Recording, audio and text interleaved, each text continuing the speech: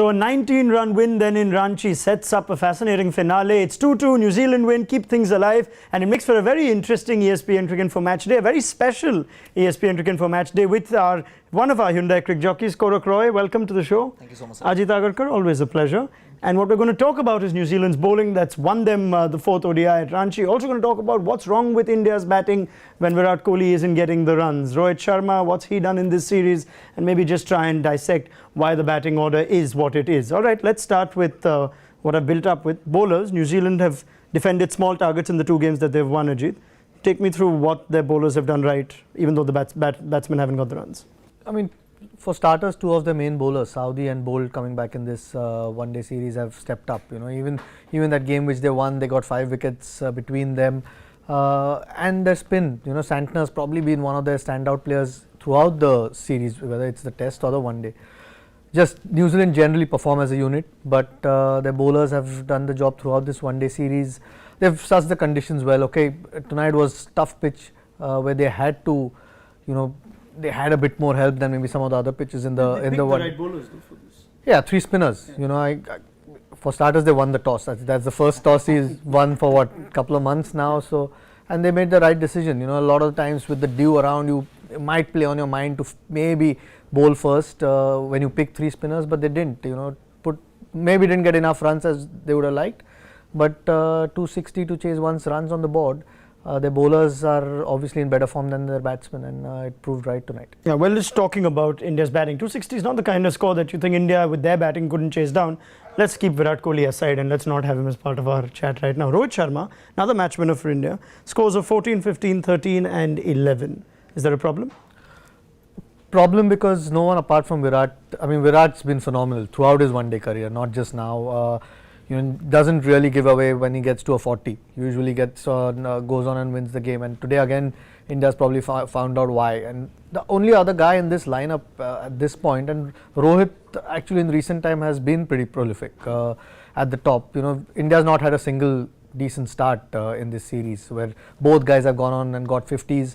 Rohit's not got a 20 in this series, which you know, I mean, Rahul, another guy who's probably come into the fold, he's missing, and so is Shikhar. So when those two guys are missing, you needed, apart from Virat, someone else to do it, and Rohit's probably the most experienced guy apart from him in the top order who needed to step up. So it is a worry. Look, he's been really good in one-day cricket. So, you know, 4 games don't decide whether someone's good or bad. He's got some runs in Test cricket before. Time at all? Well, it's all relative. So no, but so he's got a peach of a ball today from Saudi. So it's not like he's making too many mistakes. It's one of those series, but India need him to perform, because if he doesn't, there's too much burden on Virat Kohli at the moment. Let's talk about India's batting order. And Korak, you've got a few questions for Ajit on that batting order. Yeah. So sir, my question would be something like, MS came in at 4. He scored 11 off 31 odd with a strike rate of 35 odd.